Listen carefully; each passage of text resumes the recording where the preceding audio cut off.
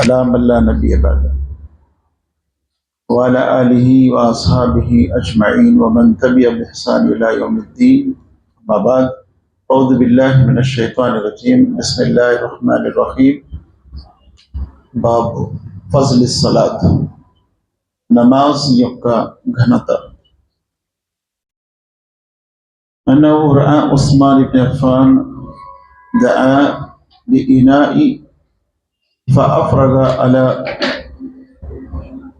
كفيه 3 مرات. ఉస్మాన్ గని రజియల్లాహు అన్హు వారు హదీస్ ఉల్లేఖిస్తున్నారు. ప్రవక్త ముహమ్మద్ సల్లల్లాహు అలైహి వసల్లం అన్నారు, ఎవరైతే మంచి రీతిలో వజూ చేస్తారో, చక్కటి రీతిలో, ఇస్బాగుల్ వజూ అంటారు దాన్ని, మరి 2 రకాతులు నమాజ్ చదువుతారు, వారి గత పాపాలు క్షమించబడతాయి. అంటే నమాజు అల్లాహ్ సుబ్హానహు వ తఆలా, అది ఏ నమాజ్ అయినప్పటికీ మనం చేసే నమాజు పాప క్షమాపణ ఉంది. అలాగే నెక్స్ట్ హదీస్. అన్ అనస్ ఇబ్న్ మాలిక్ రజియల్లాహు అన్హు ఖాల ఖాల రసూలుల్లాహి సల్లల్లాహు అలైహి వసల్లం మన్ సల్ల సలాతనా వ ఇస్తక్బల ఖిబ్లతనా వ అకల జబీహతనా ఫజాలికల్ ముస్లిం అల్లదీ లహు జిమ్మతల్లాహ్ వ జిమ్మత రసూలుహు. ఎవరైతే మా నమాజ్ మాదిరిగా నమాజ్ చేస్తారో, మా ఖిబ్లా వైపు ఖిబ్లా చేస్తారు, అంటే ఖిబ్లా ఇటువైపు తిరిగి నమాజ్ చేస్తారు, మేము జబా చేసినట్లే జబా చేస్తారు, వారు ముస్లిం అని మీరు సాక్ష్యం ఇవ్వండి. అంటే ఒక ముస్లిం అవ్వటానికి గల మూలమైన కారణాలు ప్రవక్త సల్లల్లాహు అలైహి వసల్లం వారి పద్ధతి ప్రకారం నమాజ్ చేయటము, అలాగే ఖిబ్లా వైపు తిరిగి నమాజ్ చేయటము, అలాగే జబా ముహమ్మద్ సల్లల్లాహు అలైహి వసల్లం వారు ఎలాగైతే జబా చేయమన్నారో అలా చేయటము. వారు ముస్లిం, వారిపై అల్లాహ్ సుబ్హానహు వ తఆలా యొక్క బాధ్యత ఉంటుంది, మరియు ప్రవక్త సల్లల్లాహు అలైహి వసల్లం వారి బాధ్యత ఉంటుంది.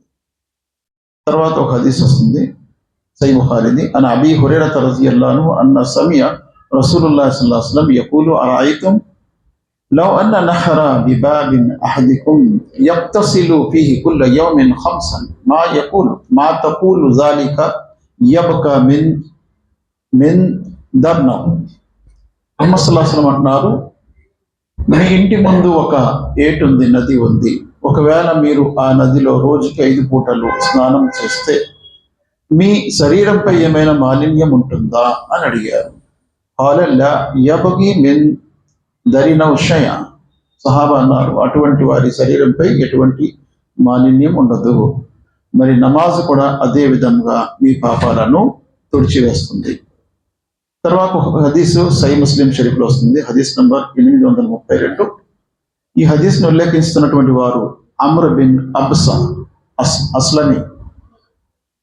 ఈ సహాబీ మక్కా ఖురైష్కి చెందినటువంటి వారు కాదు, బయట నుండి ప్రవక్త సల్లల్లాహు అలైహి వసల్లంని కలవటానికి వస్తారు. వచ్చి ప్రవక్త సల్లల్లాహు అలైహి వసల్లం వారి చేతిపై ఇస్లాం స్వీకరిస్తారు. ఇస్లాం స్వీకరించిన తర్వాత ముహమ్మద్ సల్లల్లాహు అలైహి వసల్లం మక్కాలో ఉన్నటువంటి పరిస్థితులు, క్లిష్ట పరిస్థితుల గురించి వర్ణించి, ఇక్కడ ఉండవద్దు, మీరు వెంటనే వెళ్ళిపోండి, మరలా పరిస్థితులు సద్దుమణిగిన తర్వాత మీరు నా దగ్గరికి రండి అని ప్రవక్త సల్లల్లాహు అలైహి వసల్లం పంపించేస్తారు. ఆ సహాబీ వెళ్ళిపోయి మరలా మదీనాలో వెళ్ళి ప్రవక్త ముహమ్మద్ సల్లల్లాహు అలైహి వసల్లం కలుసుకుంటారు. ముహమ్మద్ సల్లల్లాహు అలైహి వసల్లం వారికి నాకేమైనా హితబోధ చేయండి అంటే ప్రవక్త ముహమ్మద్ సల్లల్లాహు అలైహి వసల్లం అంటారు, చూడు, నమాజ్ చేసే ముందు నువ్వు వజూ చేయని వజూ పద్ధతి అంతా నేర్పిస్తారు. నేర్పించేటప్పుడు ప్రవక్త సల్లల్లాహు అలైహి వసల్లం అంటారు, వజూ చేసేటప్పుడు మీరు చేతులు కడిగేటప్పుడు చేతులతో చేసిన పాపాలు కడగబడుతూ ఉంటాయి.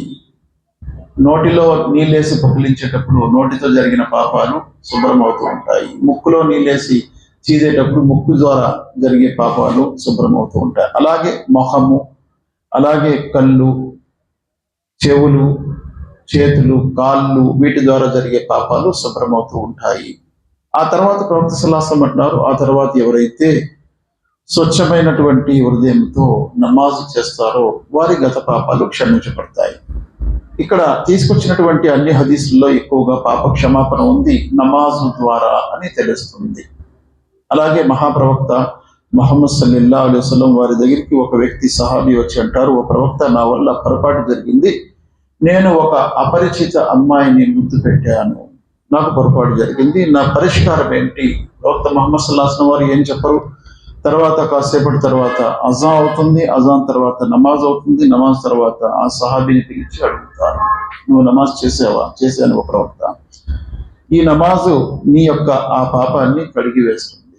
అంటే చిన్న చిన్న పాపాలు, ప్రజల వల్ల జరిగినటువంటి పాపాలకు పరిహారం అవుతుంది నమాజ్ అనే విషయము చెప్తూ ప్రవక్త సల్లల్లాహు అలైహి వసల్లం వారు సూర్య అర్ హూద్ యొక్క ఆయత్ చదువుతారు. ఇన్నల్ హసనాత్ యుజ్హిబ్న సయ్యియాత్, ఆయత్ నంబర్ 114. నిస్సందేహంగా మీ యొక్క మంచి కార్యాలు మీ యొక్క దుష్కార్యాల్ని చెరిపివేస్తాయి అని చదువుతారు. ఇక లాస్ట్ ఒక హదీస్ ఉంది, ముస్నద్ అహ్మద్ యొక్క హదీస్. ప్రవక్త ముహమ్మద్ సల్లల్లాహు అలైహి వసల్లం అంటున్నారు, ఖయామత్ నాడు అన్నిటికంటే మొట్టమొదట అల్లాహ్ సుబ్హానహు వ తఆలా అడిగే ప్రశ్న నమాజ్ కోసము. మొట్టమొదట నమాజ్ గురించి అడుగుతారు. ఒకవేళ నమాజు ఫరజుల్లో ఏమైనా లోటు ఉంటే మీ నఫీల్ నమాజు, సున్నత్ నమాజులు అందులో చేర్చబడతాయి. ఒకవేళ అవి లేకపోతే మీరు నష్టపోతారు. అందుకే సున్నత్ మరియు నఫీల్లు చదవటం వల్ల ప్రయోజనం ఉంది. అల్లాహ్ సుబ్హానహు వ తఆలా దువా చేస్తూ ముగిస్తున్న అల్లాహ్ ఖురాన్ మరియు హదీస్ రెండు చదువుతూ వాటిని ఆచరిస్తూ ఆ విషయాన్ని తెలియని వారి అందించి భాగ్యాన్ని ప్రసాదించాక అల్లాహ్ బ్రతికిన ఇస్లాంకి బ్రతికే భాగ్యం ప్రసాదించు, మరణం ఈమాన్కి ప్రసాదించు. ربنا تقبل منا انك انت السميع العليم وتب علينا انك انت التواب الرحيم. سبحان ربك رب العزة عما يصفون وسلام على المرسلين والحمد لله رب العالمين برحمتك يا ارحم الراحمين.